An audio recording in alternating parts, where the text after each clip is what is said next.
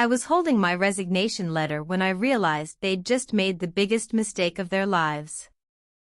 21 years. That's how long I'd given to Thornhill Associates. 21 years of late nights, missed birthdays, canceled vacations. I'd built half that firm with my bare hands, and they erased me in 17 minutes. But here's the thing about being invisible for 2 decades, you see everything. You remember everything. And when they finally pushed me out, I took something with me they didn't even know was missing. My name is Hailey, and this is the story of how I turned a forced resignation into the biggest reckoning Boston's legal district has ever seen. Let me take you back to the beginning, because you need to understand what I lost to understand what I took back. I was 26 when I started at Thornhill Associates. Fresh out of grad school, drowning in student loans, desperate to prove myself. The firm was mid-sized then, specializing in corporate law, mergers, acquisitions, contract disputes. Nothing glamorous, but steady. Respected. Marcus Thornhill, the founder, hired me himself. I can still see his office, floor-to-ceiling windows overlooking Boston Harbor, that massive oak desk, the smell of expensive coffee. He looked at my resume and said, "We don't need another lawyer, Hailey. We need someone who understands how things actually work." He hired me as a senior paralegal with a promise: work hard, learn the business, and there'd be a path forward. I believed him. For 15 years, that promise held true. I became Marcus's right hand. I managed case files, coordinated with clients, trained new staff. When the firm expanded from 12 employees to 47, I built the systems that kept us organized. When we landed the Crimson Industries account, our biggest client, I was the one who made sure every document, every deadline, every detail was perfect. Marcus treated me like family. His wife, Linda, invited me to their home for holidays. I knew their kids. I was there when their daughter graduated from law school. If you've ever given everything to a job that felt like home, drop a comment and tell me where you're watching from. You'll understand why what comes next hurts so much. Marcus had a stroke 3 years ago. He survived, but he couldn't work the way he used to. His son, Brandon, took over as managing partner. Brandon Thornhill was 34, Harvard Law, all polish and ambition. He'd worked at big firms in New York before coming back to modernize his father's company. That's the word he used. Modernize. At first, it was small things. New software systems, fine. Rebranding, okay. Hiring a bunch of young attorneys fresh out of law school, sure, we needed the help. But then he started making changes to how we operated. He brought in his college buddy, Trevor, as COO. Trevor had never worked in law. He came from tech startups, talked constantly about disruption and maximizing billable hours. They started pushing us to cut corners. Faster turnarounds, fewer review cycles. When I raised concerns about quality control, Brandon smiled that tight smile and said, "Hailey, you've been doing things the old way for a long time. Trust me, this is how modern firms operate. The old way." Like my 2 decades of experience was suddenly outdated. I watched the culture change. The Christmas bonuses disappeared. The respectful office environment turned competitive, cutthroat. Attorneys started fighting over clients. Support staff started leaving. I stayed. I stayed because I loved that firm. Because I believed in what we'd built. Because Marcus asked me to. In one of our last real conversations, he held my hand and said, "Keep them honest, Hailey. Please." I tried. It started with small discrepancies in the billing records. Part of my job was reviewing client invoices before they went out. I'd been doing it for years, making sure the hours were accurate, the expenses reasonable. It was quality control, and I took it seriously. In March, I noticed something odd on the Crimson Industries invoice. Several attorneys had billed for a meeting that I knew hadn't happened. I'd been the one trying to schedule it, and the client had postponed twice. I mentioned it to Brandon. Casual, not accusatory. "Hey, I think there's an error on the Crimson invoice. These meeting hours need to be adjusted." He barely looked up. "It's fine. Send it." "But the meeting didn't?" "Hailey." He set down his phone. "We're billing for preparation time. The attorneys prepared for a meeting. That's billable. Send it." I sent it. But I made a note in my personal files. The next month, I found more.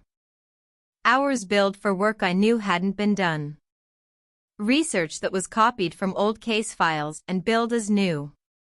Conference calls that lasted 15 minutes billed as 2-hour strategy sessions.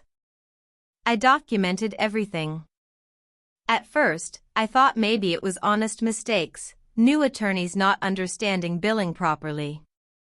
But the pattern was too consistent. And it always happened on Brandon and Trevor's watch. Tap the like button if you've ever caught something wrong at work and had to decide whether to speak up. That choice is about to cost me everything. I waited until I had enough documentation to be sure. Then I scheduled a meeting with Brandon. It was a Tuesday morning, early May.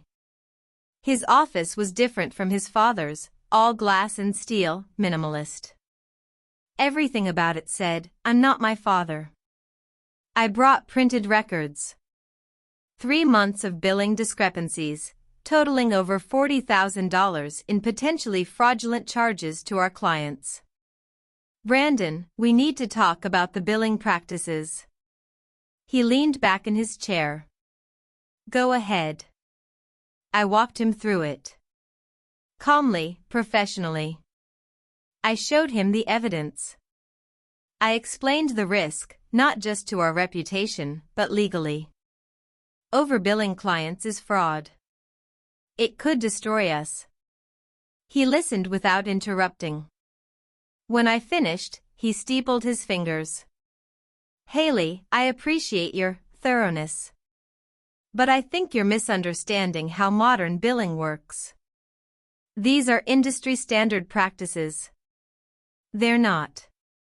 I've checked with." "You've checked?" His voice went cold. "With who?" I hesitated. I'd quietly reached out to a contact at the Massachusetts Bar Association, just to confirm I wasn't crazy. "That's what I thought." He stood up. "Hailey, you've been here a long time. Maybe too long. You're stuck in old methodologies. This firm is growing, and growth requires adaptation.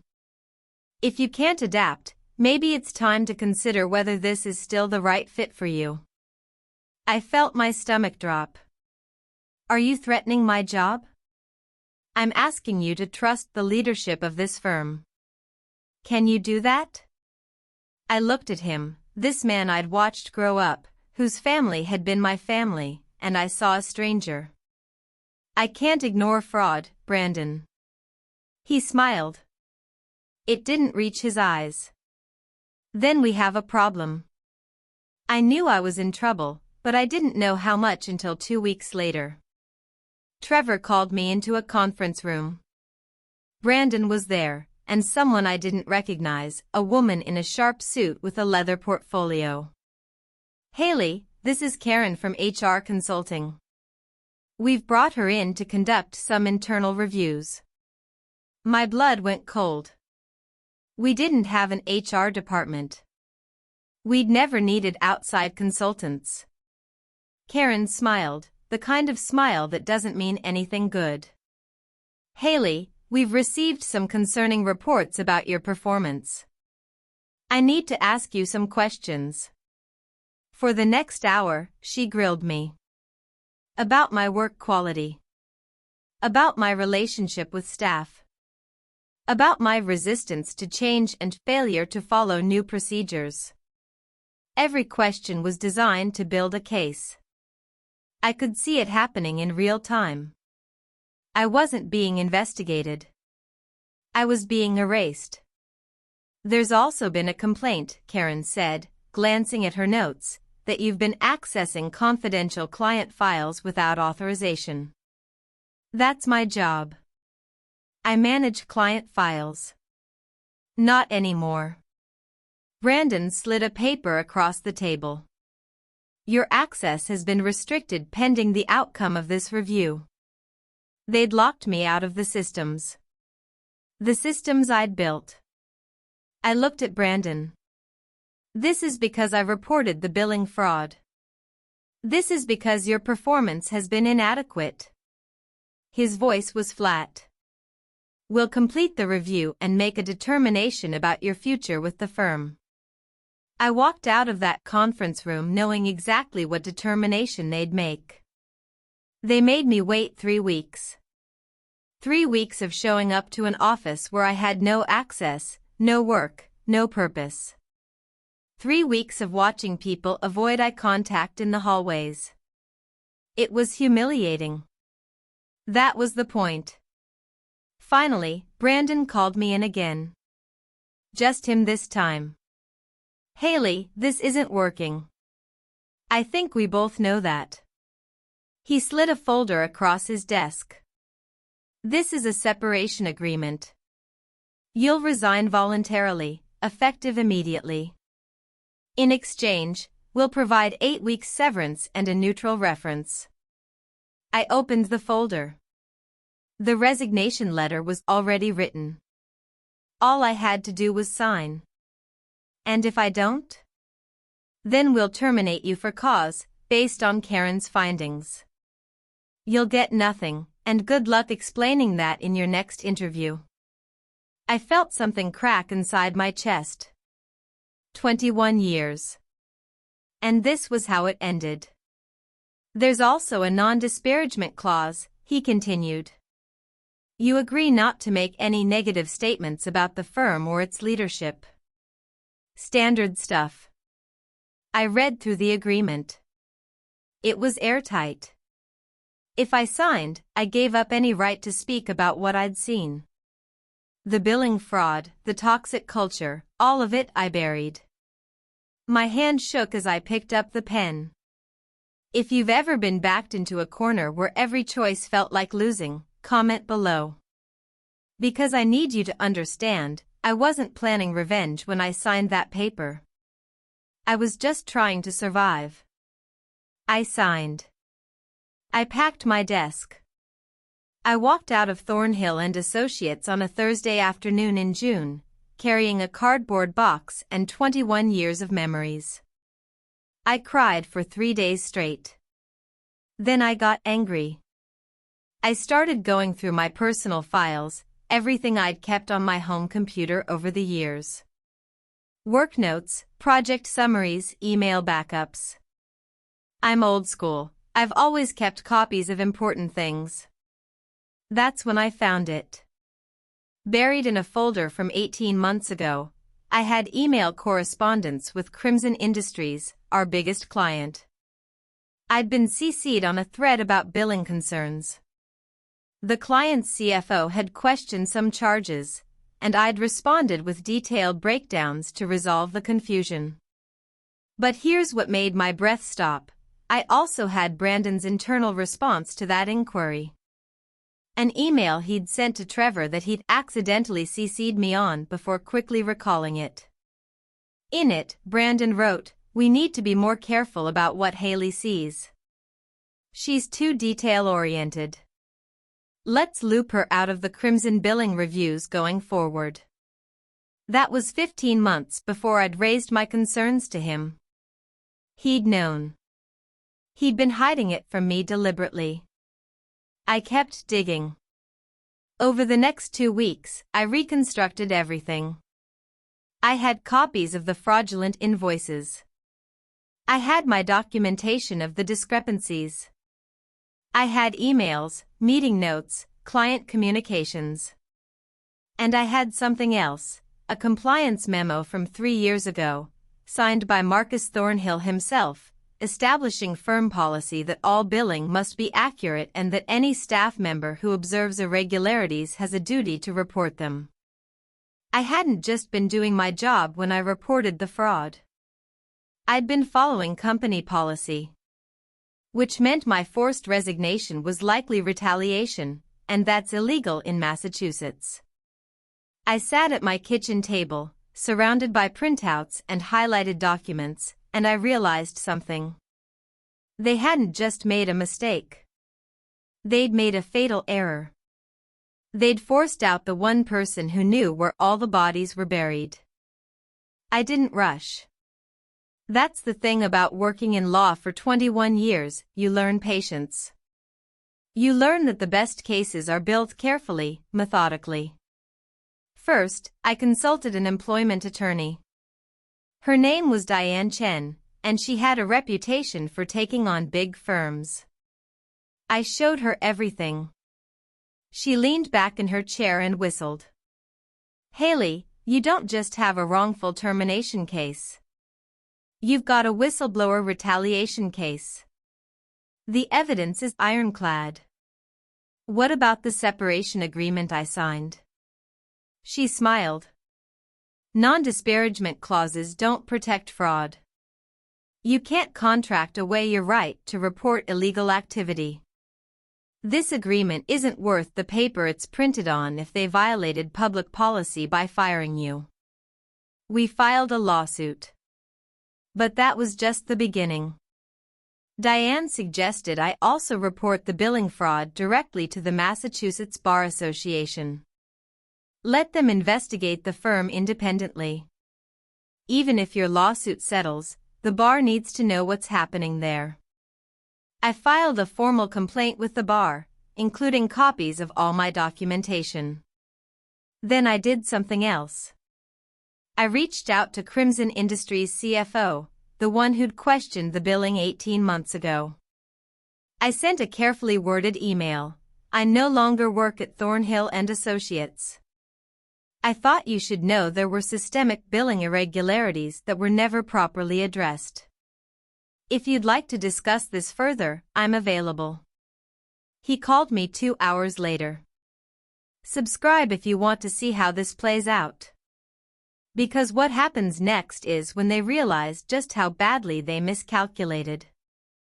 Crimson Industries launched an internal audit of all legal fees paid to Thornhill and Associates over the past 3 years. It took them 6 weeks. They found over $200,000 in questionable charges. The CFO sent a formal demand letter to Brandon. "Refund the money, or face a lawsuit and public exposure." Brandon called me. It was late August, 3 months after I'd walked out. "Hailey, we need to talk."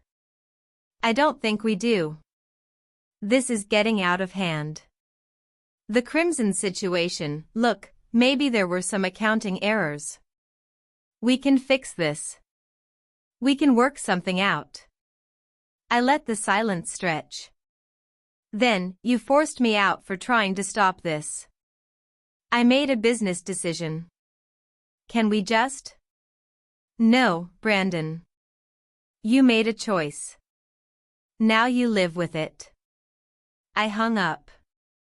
2 weeks later, the Massachusetts Bar Association opened a formal investigation into Thornhill and Associates. Then other clients started asking questions. When one major client questions your billing, others take notice. Within a month, 3 more of the firm's corporate clients had launched their own audits. The firm's reputation, built over 30 years by Marcus, was crumbling in real time. And my lawsuit was moving forward. Diane had filed for discovery, which meant Thornhill and Associates had to hand over internal documents. Emails, Billing records. Everything they'd hidden from me was now fair game. In October, Marcus called me. Not Brandon. Marcus. His voice was weak, unsteady from the stroke. Hailey. I didn't know. I swear to you, I didn't know what Brandon was doing. I believed him. I know, Marcus. I'm so sorry.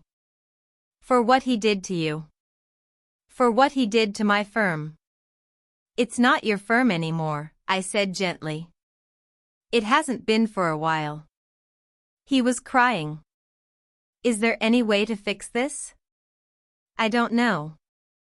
But that's not my job anymore. The settlement offer came in November. Diane called me into her office and showed me the number. It was significant, enough to cover my legal fees, compensate me for lost wages, and provide a substantial amount on top. They also want you to sign a new non-disclosure agreement, Diane said. This time, it would prevent you from discussing the settlement terms or the underlying facts of the case. What about the bar investigation? That continues regardless. Your complaint is already on record. But if you take this settlement, you can't talk about any of it publicly. I thought about it for exactly 10 seconds. Counteroffer, I said. They pay the settlement amount. I sign an NDA about the settlement terms only, not about the facts of the case. And Brandon Thornhill writes me a letter of recommendation acknowledging my 21 years of excellent service to the firm. Diane raised her eyebrows. That's bold. He erased my career. I want it back in writing. They accepted. Every single term. The check cleared in early December. The letter arrived 3 days later. It was professional, generic, and every word probably killed Brandon to write. But here's the thing, I didn't need Brandon's letter for my next job. I needed it for my peace of mind. I needed proof that I'd won. If you've made it this far, hit that like button. Because the story doesn't end with the settlement. It ends with what happened to them. The Massachusetts Bar Association completed their investigation in February. They found that Thornhill Associates had engaged in systemic billing fraud and failed to maintain proper oversight of client accounts. Brandon Thornhill was suspended from practicing law for 2 years. Trevor, who'd encouraged the practices, faced civil penalties but wasn't an attorney, so he just disappeared from the legal world entirely. 3 partners left the firm to start their own practice, taking clients with them. By March, Thornhill Associates had lost 60% of its client base. Marcus tried to step back in to save the firm, but his health wouldn't allow it. In April, they announced they were dissolving the firm and selling off assets. 30 years of reputation, gone. Because they prioritized short-term profit over integrity. Because they silenced the person who tried to protect them. I got job offers. A lot of them. Turns out, when you're the whistleblower who took down a corrupt firm, other firms see that as a feature, not a bug. They want someone who'll keep them honest. I accepted a position at a smaller firm in Cambridge, one with strong ethics policies and a senior partner who told me in my interview, "We need people who aren't afraid to speak up." I started in May, almost exactly 1 year after I'd walked out of Thornhill Associates. On my first day, the managing partner gave me a tour. When we reached my office, my actual office, with my name on the door, she smiled and said, "Welcome home." I cried. But this time, they were good tears. You know what the title of this story promised? That their lawyer wouldn't stop calling? Here's the truth, it's not Brandon's lawyer. It's Brandon himself. He's called me 4 times in the past 3 months. Different numbers, different times, but I recognize his voice. The first time, he tried to sound casual. "Hey, Hailey. Just wanted to check in, see how you're doing."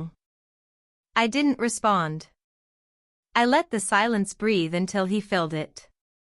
"Look, I know things got messy. But I'm trying to rebuild.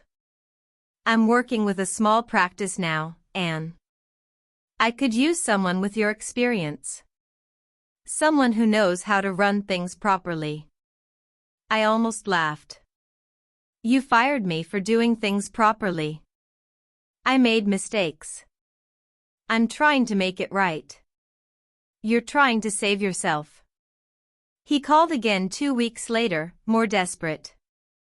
Then again last month, asking if I'd be willing to provide a statement to help with his reinstatement appeal to the bar. I declined. Politely but firmly. The fourth call came last week. This time, he was angry. "You destroyed my life, Hailey. You destroyed my father's legacy." "No," I said quietly. "You did that. I just refused to help you hide it." He hung up. I don't think he'll call again. But if he does, I won't answer. Because I don't owe him my forgiveness. I don't owe him my help.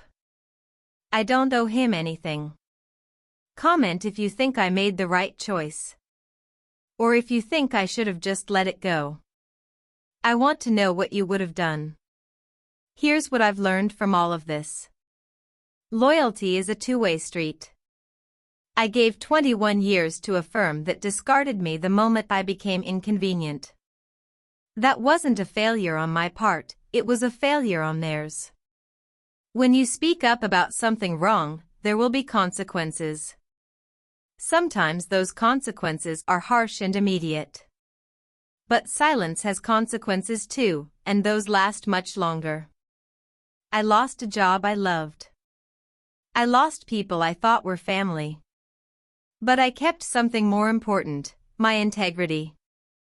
And nobody can take that from me. There are days I still get angry. Days I wonder what would have happened if I'd just kept quiet, sent those fraudulent invoices, looked the other way. Maybe I'd still be there. Maybe things would have been fine. But I wouldn't have been able to live with myself. And in the end, that matters more than comfort or security or belonging. If you're in a situation where you're being asked to compromise your values, where speaking up might cost you everything, I can't tell you what to do. That's a choice only you can make. But I can tell you this, when you stand up for what's right, you find out who you really are. And sometimes, you find out that you're stronger than you ever imagined. The firm that forced me out doesn't exist anymore. But I'm still here. I'm still standing.